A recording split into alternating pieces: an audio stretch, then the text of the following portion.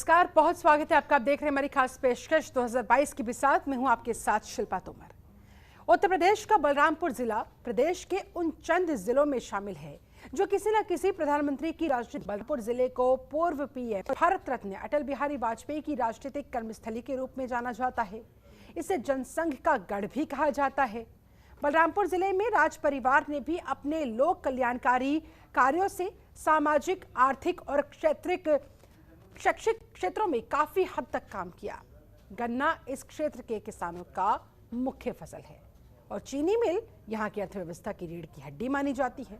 आज हम हमारे इस खास कार्यक्रम 2022 के साथ में बात करेंगे बलरामपुर जिले के सियासी समीकरणों की, लेकिन उससे पहले आप ये रिपोर्ट देखिए।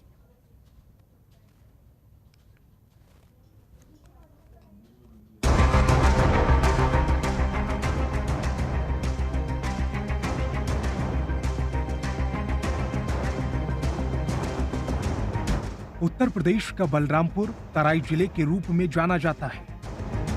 यह जिला राप्ती नदी के किनारे स्थित है। इसकी सीमाएं नेपाल देश के साथ जुड़ी हुई हैं। वहीं धार्मिक और पर्यटन की दृष्टि से यह जिला बेहद खास है। यहाँ पर देवी पाटन मंदिर मां दुर्गा के 51 शक्तिपीठों में से एक है। इसके साथ ही यहाँ 3 चीनी मिल और राइस मिल भी हैं, जो रोजगार की दृष्टि से काफी अहम है। बलरामपुर राज परिवार के मुखिया धर्मेंद्र प्रसाद सिंह ने शिक्षा, स्वास्थ्य और धार्मिक क्षेत्र अपने योगदान को लेकर राज परिवार ने पूरे देश में अपनी अलग पहचान बना रखी है।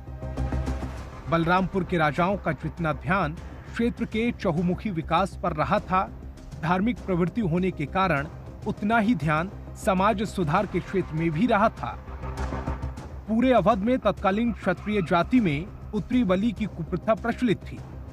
बलरामपुर के महाराजा दिग्विजय सिंह ने इसके विरुद्ध आवाज उठाई और अथक प्रयत्न से इस कुप्रथा को बंद कराने में सफलता हासिल की। बलरामपुर शिवालयों, मंदिरों और जलाशयों का नगर है, जिनमें से कोइलावा बलरामपुर का एक प्रसिद्ध पर्यटन स्थल है। इसमें रोमांच और प्राकृतिक दर्शनीय स्थल शामिल हैं। बलरामपुर सबसे प्रसिद्ध मंदिरों तथा हिंदू पूजा स्थलों में से एक है। इसे देवी पाटन के नाम से जाना जाता है।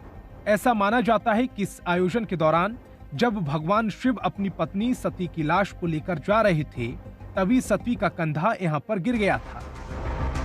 भारत और नेपाल के लाखों श्रद्धालु इस स्थान पर साल भर आते हैं। वहीं यहाँ पर पवई झरना जलप्रपात सेमरसोत अभ्यारण्य में चानन नदी पर स्थित है। यह 100 फीट की ऊंचाई से गिरता है। लोग विभिन्न मौकों पर यहाँ आनंद लेने आते हैं। यह प्रकृति के मनोरम दृश्यों से भरा बलरामपुर में ट्रैकिंग के लिए बहुत अच्छी जगह है।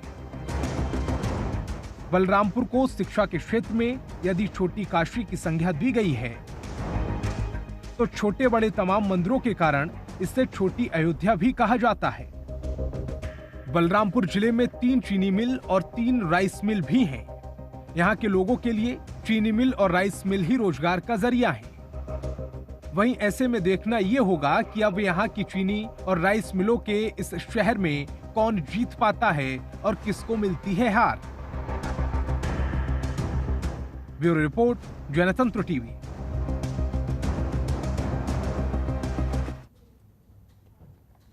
उत्तर प्रदेश का बलरामपुर तराई जिले के रूप में जाना जाता है। इसकी सीमाएं नेपाल देश के साथ जुड़ी हुई है।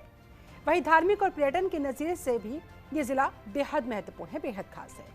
यहाँ का देवी पाटन मंदिर मां दुर्गा के 51 शक्तिपीठों में से एक है।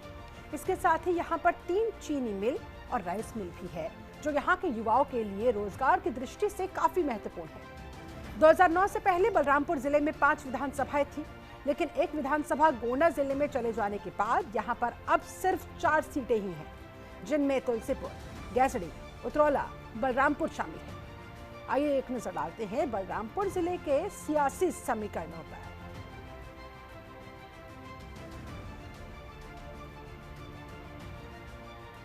– 2017 में बलरामपुर जिले में मोदी आंधी ऐसी चली, उसके सामने कोई भी पार्टी टिक ही ना सकी। और 2017 में बलरामपुर जिले की चारों विधानसभा सीटों पर बीजेपी का कब्जा हो गया। वहीं समाजवादी पार्टी, बसपा, कांग्रेस तीनों ही राजनीतिक दल यहां पर खाता तक नहीं खोल पाए थे। यानी कि आप अंदाजा लगा सकते हैं कि मोदी आंधी कुछ इस कदर यहां पर हावी थी कि चारों सीटें कमल के खाते में थी।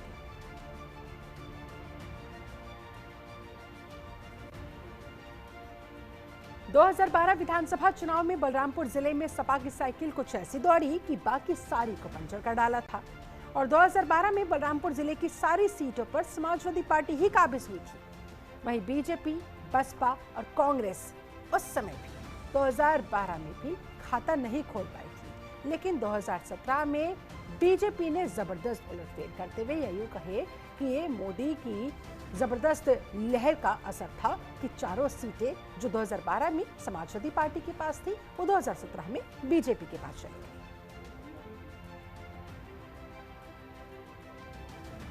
तो 2012 के विधानसभा के नतीजे आपके सामने आंकड़ों के जरिए बता देते हैं आपको। बीजेपी वही 0, सपा चारों की चारों सीटों पर कब्जा जमाया था समाजवादी पार्टी ने, बसपा 0, कांग्रेस भी 0।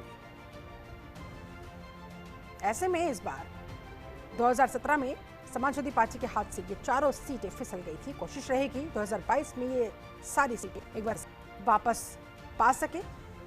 लेकिन बीजेपी के सामने ये चुनौती रहेगी कि 2017 में जो प्रचंड और जबरदस्त प्यार जनता ने बीजेपी को दिया था उसे बरकरार रखा जा सके।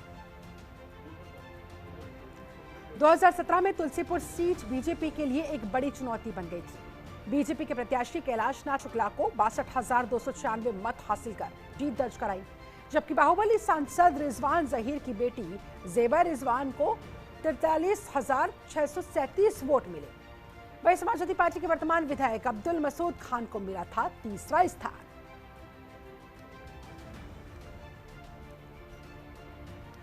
तो ये बात हो रही है तुलसीपुर विधानसभा सीट की। साल 2017 की बात कर रहे हैं। कांग्रेस के जेबा रिजवान को जीत हासिल हुई। बीजेपी के कैलाश नाथ शुक्ला ने यहां पर दरअसल जीत दर्ज की थी और बाकी तमाम विपक्षी दलों के प्रत्याशियों को हराया था।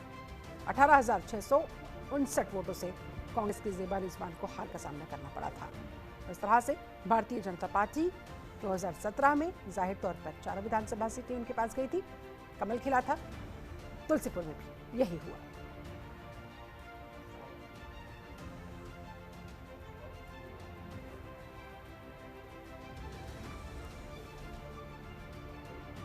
– 2012 में तुलसीपुर सीट पर साइकिल दौड़ी और सपा के अब्दुल मसूद खान को झोली में जीत मिल गई। बसपा के सलमान जहीर को 33,700 वोटों से हार का सामना करना पड़ा।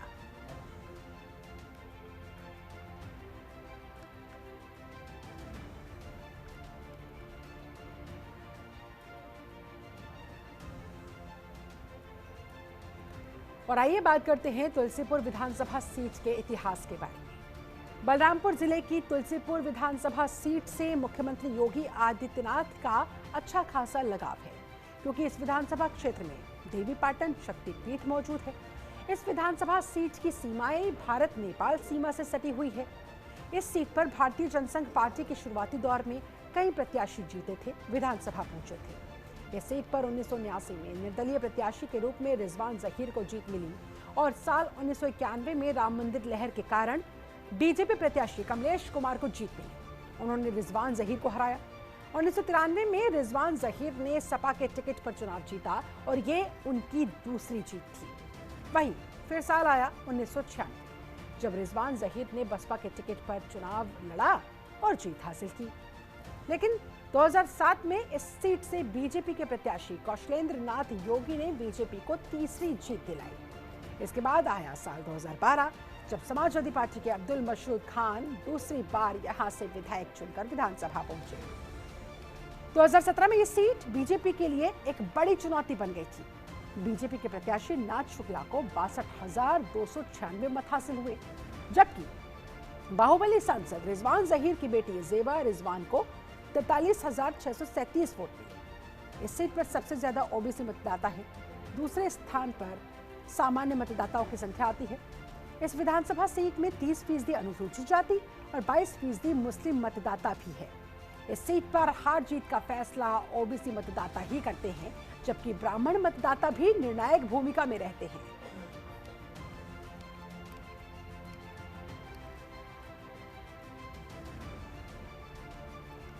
तो कुछ इस तरह का तुलसीपुर का सियासी समीकरण आज तक रहा है।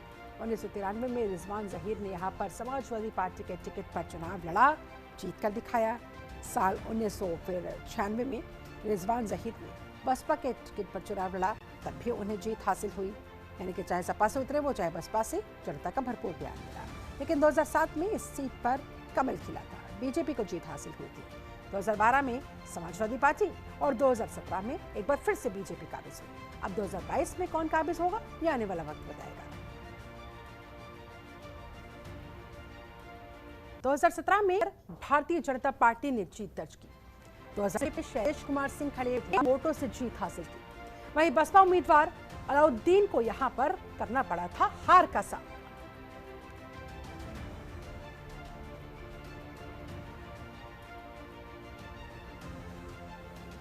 वहीं साल 2012 की अगर बात करें तो उस समय विधानसभा चुनाव में समाजवादी पार्टी के शिव प्रताप यादव तीसरी बार यहां से विधायक चुने गए। उन्होंने बसपा के अलाउद्दीन को 23,700 वोटों से हरा दिया था।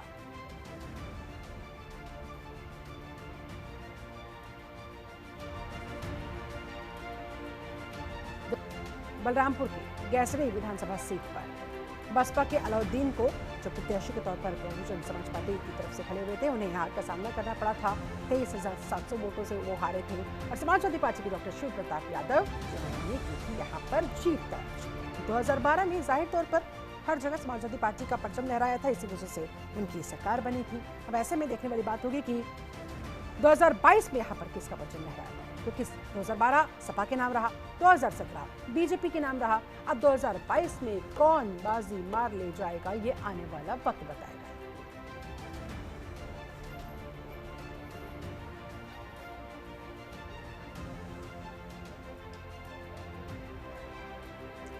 बलरामपुर जिले का गैसरी विधानसभा क्षेत्र पिछड़ा क्षेत्र माना जाता है। यहाँ पर साक्षरता दर की बात करें तो वो भी काफी कम है, लेकिन राजनीतिक दृष्टि से ये विधानसभा पिछड़ा हुआ नहीं है। जनसंघ का गढ़ रहा ये क्षेत्र, ये सीट, जहां पर साल 1991 में जब उत्तर प्रदेश में राम लहर चल रही थी, उस समय इस विधानसभा सीट पर बीजेपी के प्रत्याशी बिंदुलाल गुप्ता ने जीत दर्ज की थी। इस चुनाव में उन्होंने जनता पार्टी के शिव प्रताप यादव को हराया था। हालांकि 2 साल बाद यानी कि साल 1993 में समाजवादी पार्टी के प्रत्याशी शिव प्रताप यादव बीजेपी के बिंदुलाल को हराकर काबिज हो गए। वहीं बात करें अगर साल 1996 की, तो बीजेपी के बिंदुलाल गुप्ता ने दूसरी बार यहां पर जीत हासिल की। इस बार उन्होंने बसपा की उम्मीदवार मोहम्मद को 765 वोटों के मामूली अंतर से हराया, लेकिन हरा दिया था, जीत गए थे। साल 2002 में समाजवादी पार्टी के शिव प्रताप यादव दूसरी बार फिर से चुनाव जीते और इस बार उन्होंने बिंदुलाल गुप्ता को 11,695 मतों से हरा दिया। वहीं फिर साल आया 2007, जब अलाउद्दीन ने जीत दर्ज करते हुए इस सीट पर बसपा का खाता खोलने का काम किया। इस बार बसपा ने सपा प्रत्याशी को 6,437 मतों से हराया था। वहीं 2012 विधानसभा चुनाव में सपा के शिव प्रताप यादव तीसरी बार यहां से जनता का प्यार पाते हुए विधायक चुने गए, विधानसभा पहुंचे। उन्होंने बसपा के अलाउद्दीन को हराया 23,700 मतों से। वहीं साल 2017 में जाहिर तौर पर हर कोई जानता है बीजेपी के खाते में ये सीट गई। बीजेपी ने शैलेश कुमार सिंह को यहां पर अपना प्रत्याशी बनाया। इस चुनाव में बीजेपी के उम्मीदवार शैलेश सिंह शैलो ने बसपा के अलाउद्दीन को टक्कर देने के बाद उन्हें हरा दिया था और वो भी 2,303 मतों से जीत दर्ज की थी। कुल मिलाकर कहा जा सकता है कि मोदी लहर थी जिस वजह से वो जीत पाए और यहाँ इस सीट पर काबिज हो पाए। और 20 साल बाद गैसरी में कमल खिला दिया गया।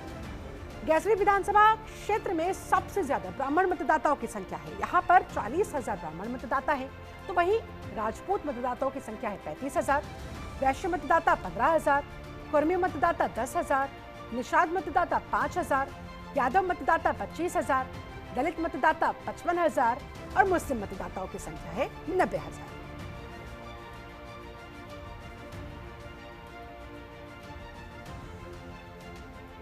2017 विधानसभा चुनाव में उतरेला सीट पर कमल खिला। यहां पर बीजेपी को बड़ी जीत हासिल हुई थी। तकरीबन 21,000 वोटों के बड़े अंतर से भाजपा के राम प्रताप वर्मा ने समाजवादी पार्टी के आरिफ अनवर हाशमी को हरा दिया था।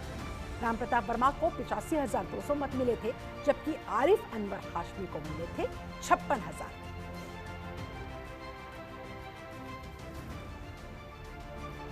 तो समाजवादी पार्टी के आरिफ अनवर हाशमी को 29,174 वोटों से हरा दिया था। साल 2017 में भारतीय जनता पार्टी के प्रत्याशी ने बीजेपी की तरफ से राम प्रताप वर्मा यहां पर चुनावी अखाड़े में उतरे हुए थे और उन्होंने समाजवादी पार्टी के प्रत्याशी को हराया था। हालांकि काफी उम्मीद थी 2012 का रिजल्ट दोहराने की कोशिश थी समाजवादी पार्टी की तरफ से, लेकिन ऐसा हो ना सका और 2017 में जीत बीजेपी के खाते और सबसे बड़ी क्रेडिट जो था वो गया मोदी लहर को। इस तरह से बलरामपुर की चारों विधानसभा सीटों पर कमल खिल पाया था। भारतीय जनता पार्टी ने ये जबरदस्त जीत हासिल की थी।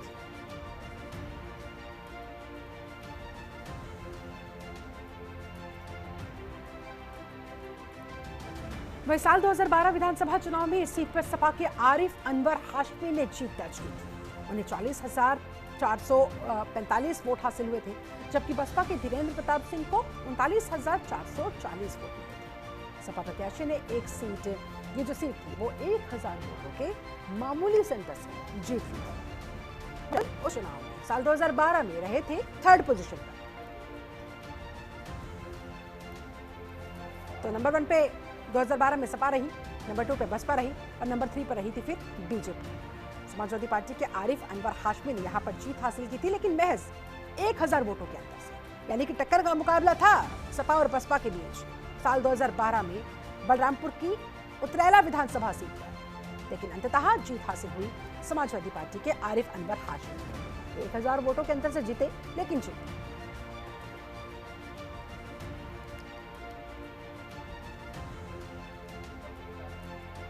और आइए अब एक नजर इस सीट के इतिहास पर डालते हैं। उतरौला विधानसभा सीट 1952 से अस्तित्व में आई। मुस्लिम उम्मीदवारों को सिर आंखों पर बिठाने वाली जनता ने जनसंघ और बीजेपी को यहां से सदन जाने का भी मौका दिया। यहां से कांग्रेस ने 3 बार, जनसंघ ने 3 बार, जनता पार्टी ने 1 बार, जनता दल ने 2 बार, सीपीआई ने 1 बार, बीजेपी ने 3 बार, तो समाजवादी पार्टी ने भी यहां से 3 बार विजय हासिल की। ये सीट शुरुआती सालों में राष्ट्रीय दलों का छत्रप रहा। समाजवादी जैसे क्षेत्रीय दलों सहित एक निर्दलीय उम्मीदवार को भी यहां पर जनता ने पूरा मौका दिया। उतरेला विधानसभा क्षेत्र में बड़े पैमाने पर मुस्लिम रहते हैं। अच्छी खासी मुस्लिम मतदाताओं की जनसंख्या है यहाँ पर, जो कि कुल आबादी का 40% भी बनती है। यहाँ पर अगर बात करें हिंदू आबादी की तो वो है 59.8%। इसके साथ ही यहाँ पर 0.2% ईसाई रहते हैं और अन्य जातियों के लोग भी इसी में शामिल हैं। इस तरह का है पूरा उतराला विधानसभा सीट का ये सियासी समीकरण। ये सीट 1952 में अस्तित्व में आई और उसके बाद तमाम दलों को यहाँ पर जनता ने एक एक करके मौका दिया, अपना भरपूर प्यार दिया। अब देखने वाली बात होगी कि 2022 में यहाँ पर कौन अपना कब्जा जमाने में कामयाब हो पाता है। मुस्लिम आबादी क्षेत्र माना जाता है यहाँ पर, अच्छी खासी संख्या यहाँ पर मुस्लिमों की है, इसलिए कोशिश रहती है कि मुस्लिम मतदाताओं के हिसाब से यहाँ पर अपनी रणनीति को सेट किया जाए, तैयार किया जाए।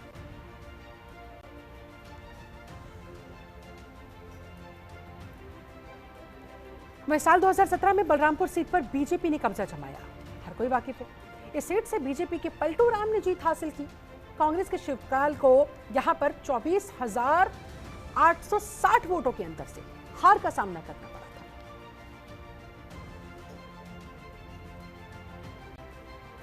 सभा सीट पर बात करते हैं साल 2012 के चुनावी नतीजों की। 2012 में बलरामपुर सीट पर साइकिल दौड़ी, कोई नहीं रोक पाया। समाजवादी पार्टी के जगराम पासवान ने जीत हासिल करते हुए 18,262 वोटों के अंतर से बीजेपी के रमापति शास्त्री को यहां पर हरा दिया था।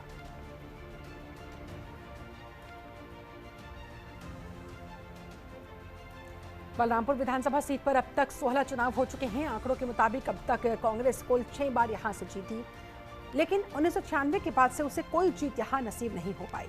सपा और बसपा ने भी यहां से अपना प्रतिनिधित्व किया। इस क्षेत्र को जनसंघ का गढ़ माना जाता रहा। यहां से 2 बार जनसंघ और 3 बार बीजेपी को कामयाबी मिली। यहाँ के आम मतदाता दल और पार्टी विशेष को देखते हुए ही अपना मतदान करने पहुंचते हैं। इस सीट पर कुल पुरुष मतदाताओं की संख्या है 2,28,440, जबकि महिला मतदाताओं की संख्या है 1,86,520। यहाँ पर सामान्य जाति के लोग 18%, ओबीसी के लोग 38%, SC/ST के लोग 21% रहते हैं। इस विधानसभा क्षेत्र में तकरीबन 23% मुस्लिम आबादी है। वर्तमान में बलरामपुर विधानसभा सीट अनुसूचित जाति के लिए आरक्षित है। आरक्षित होने के बाद 2012 में सपा का कब्जा यहाँ पर रहा। इसके बाद 2017 में बीजेपी ने यहाँ कब्जा जमाया। 2017 में बीजेपी के पलटू राम पहली बार यहाँ से विधानसभा चुनाव जीतकर विधानसभा पहुंचे, विधायक बने।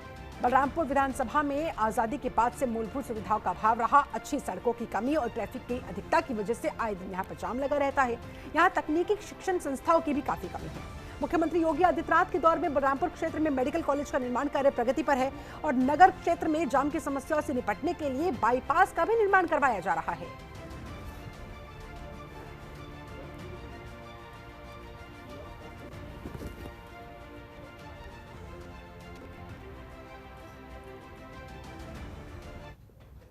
चलिए इसी के साथ हमारी खास पेशकश में फिलहाल बस इतना ही। बने रहिए जनतंत्र टीवी के साथ। नमस्कार।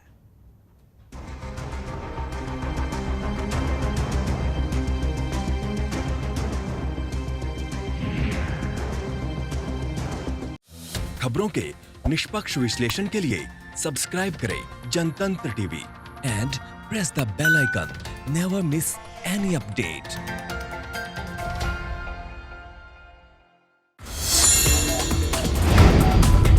Download the Janatantra TV app, available on Google Play and App Store. Download it now.